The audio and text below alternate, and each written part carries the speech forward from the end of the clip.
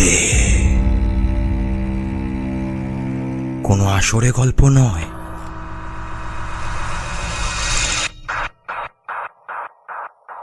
ঘটনা শোনানো হয়।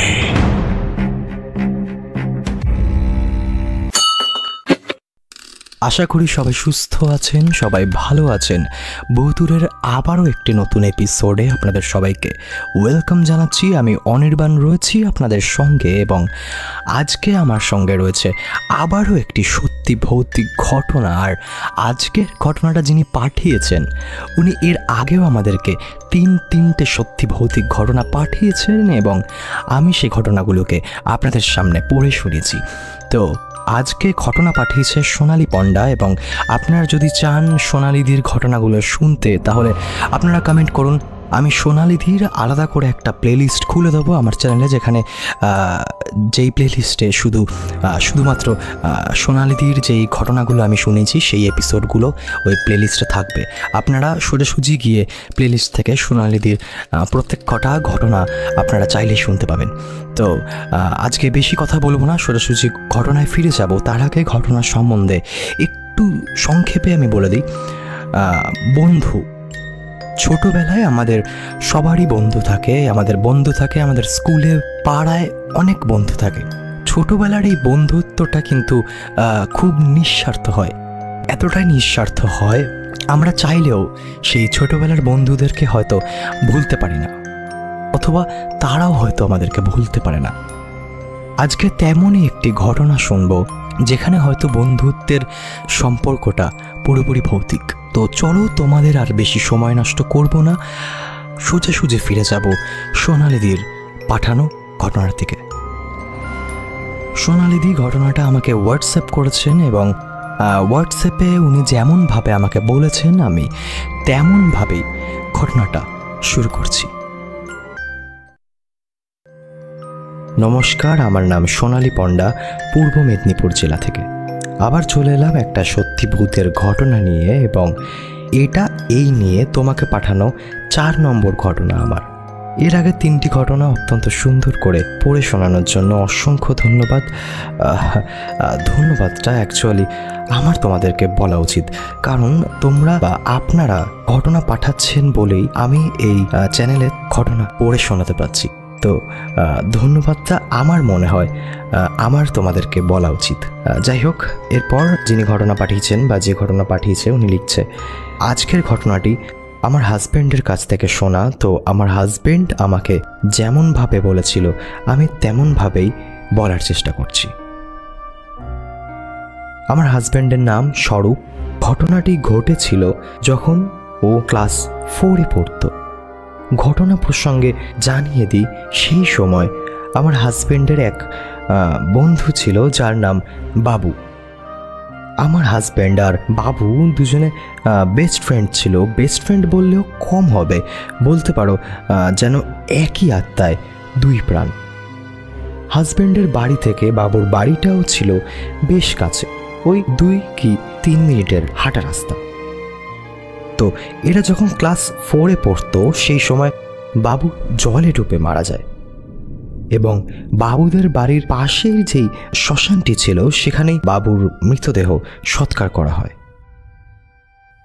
যেহেতু বাবুর অপঘাতে মৃত্যু, তাই মারা যাওয়ার 4 দিনে বাবুর শ্রাদ্ধ শান্তির অনুষ্ঠানও সম্পন্ন করা হয়। বাবু মারা যাওয়ার পর আমার হাজব্যান্ডকে প্রায় টানা 1.5 মাস মতো বাড়ির বাইরে বেরোতে দেয়নি শ্বশুর এবং শাশুড়ি। যেহেতু ও তখন অনেকটাই ছোট, আর ওরা ভালো বন্ধু ছিল দুজনে। ঘটনা সূত্রে আরও জানাই, আমাদের গ্রাম এলাকায় বর্ণভেদ হিসেবে শ্মশানেরও ভেদাভেদ ছিল।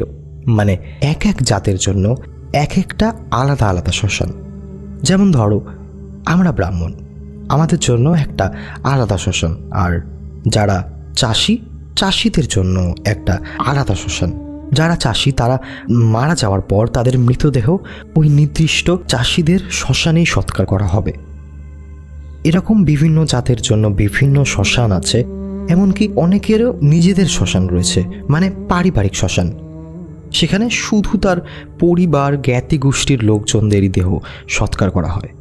বাবুকে যেই শ্মশানে পোড়ানো হয় সেই শ্মশানের পাশেই ছিল আমার কাকা শ্বশুরের বাড়ি এবং বাবুদের বাড়ি। কিন্তু বাবু মারা যাওয়ার পর থেকেই ওই বাড়িতে আর কেউ থাকে না। ওই বাড়িতে বলতে বাবুদের বাড়িতে মেবি। তো একদিন কি হয়, আমার হাজবেন্ড দুপুরবেলা কাকা শ্বশুরের বাড়ির সামনে গেছিল। ওই সময় হঠাৎ ও শুনতে পেল কেউ ওকে নাম ধরে ডাকছে। বুঝতে পারল এটা বাবুর গলা। বাবু ওকে নাম ধরে ডাকছে আর ও এই ডাক শুনতে শুনতে এগিয়ে যাচ্ছে।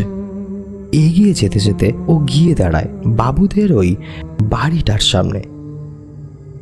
ইতিমধ্যে নাম ধরে ডাকাটা বন্ধ হয়ে গেছে আর ওই সময় ও খেয়াল করলো ঘরের দরজাটা খোলা রয়েছে এবং ভিতর থেকে আওয়াজ আসছে, মনে হচ্ছে যেন কলসি থেকে কেউ জল ঢেলে খাচ্ছে।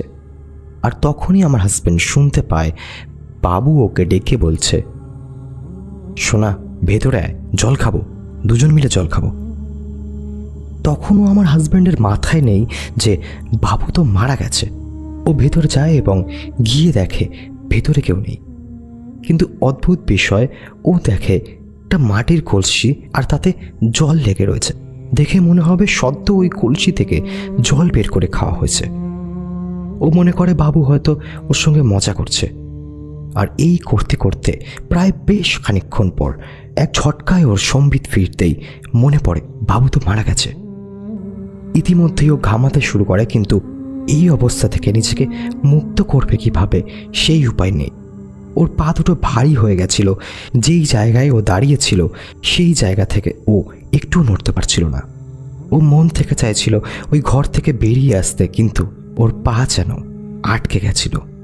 ওই মুহূর্তেই হঠাৎ তখন ওর এক কাকু ঘরে ঢুকে আসে আর এসে দেখে ও ঘেমে স্নান হয়ে বসে আছে আর এতটাই ভয় পেয়ে রয়েছে যে ওর চোখ থেকে জল পড়ছে। কাকু তখন জিজ্ঞাসা করে, কি রে, তুই এখানে কি করছিস? তখন আমার হাজব্যান্ড বলে, বাবু আমাকে ডেকে নিয়ে এসেছিল এখানে। যাই হোক, ওই সময় আমার হাজব্যান্ড ওই কাকুর হাত ধরে বাইরে বেরিয়ে আসে আর ওই কাকুই ওকে বাড়ি ছেড়ে দিয়ে যায়। এইবার ওই দিন বাড়ি ফেরার পর রাতে আমার হাজব্যান্ড স্বপ্ন দেখে যে বাবু বলছে, কিরে, তুই আমাকে বিশ্বাস করলি না? আমি তো ওখানেই ছিলাম, আমি তোকে দেখতে পাচ্ছিলাম, আমি জল বের করে খেলাম, তুই কেন আমাকে দেখতে পেলি না? এরপর সোনালী পণ্ডা উনি আরও লিখছেন, এখন আমি ঘটনাটা যখন তোমাকে বলছি চারপাশে জোরে জোরে বাজ পড়ছে। আসলে আরও কিছু ছিল, ভয় বলতে পারিনি। ওকে, উনি একটা রেকর্ডিং পাঠিয়েছেন, যেই রেকর্ডিংয়ে মেঘ ডাকার এবং বাজ পড়ার শব্দ রয়েছে। হয়তো উনি যখন রেকর্ড করছিলেন ওই সময়ের বাজ পড়ার সাউন্ড এটা। এরপর আরও লিখছেন, এই ঘটনার 1 মাস পর বাবু আবার আমার হাজব্যান্ডকে ডেকে নিয়ে যায় পাশের পুকুরে মাছ ধরবে বলে। তখন রাত প্রায় 3টে বাজে।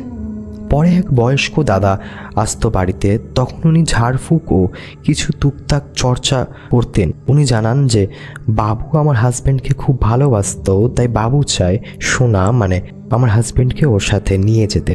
তাই উনি আমার হাজব্যান্ডকে ঝেড়ে একটা মাদুলি দেন, যেটা আমার হাজব্যান্ডের কাছে এখনও আছে। আর এখনও ওই শ্মশানের কাছ থেকে গেলে বাবুর উপস্থিতি টের পায়। মনে হয় বাবু ওকে ডাকছে, সোনা আয়, খেলতে যাব। যাই হোক, এই ছিল একটা ছোট্ট ঘটনা। যেহেতু ঘটনাটা আমার সাথে ঘটেনি তাই অতটা গুছিয়ে বলতে পারলাম না। পছন্দ হলে বাকি শ্রোতা বন্ধুদের পড়ে শুনিও।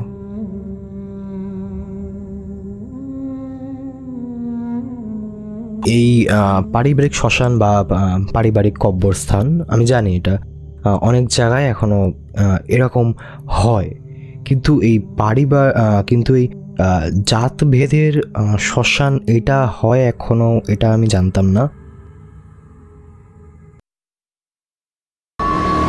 ভুতুড়ে কোনো আসরে গল্প নয়, ঘটনা শোনানো হয়।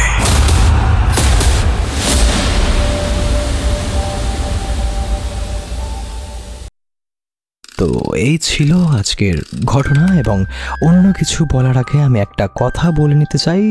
আপনারাও আমাকে ঘটনা পাঠাতে পারেন, এবং আমাকে ঘটনা পাঠাতে হলে কি করতে হবে না, ঘটনা পাঠাতে হলে ডিসক্রিপশানে ফেসবুক পেজের লিঙ্ক দেওয়া রয়েছে, সেখানে গিয়ে ইনবক্সে ঘটনা লিখে পাঠালেই হবে। ডিসক্রিপশানে হোয়াটসঅ্যাপ নাম্বার দেওয়া রয়েছে, সেই হোয়াটসঅ্যাপ নাম্বারে ঘটনা লিখে অথবা ভয়েস করে বলে পাঠিয়ে দিলেই হবে। এছাড়াও আপনি চাইলে ঘটনা আমাদেরকে মেল করতে পারেন, মেল আইডিও কিন্তু ডিসক্রিপশানে দেওয়া রয়েছে।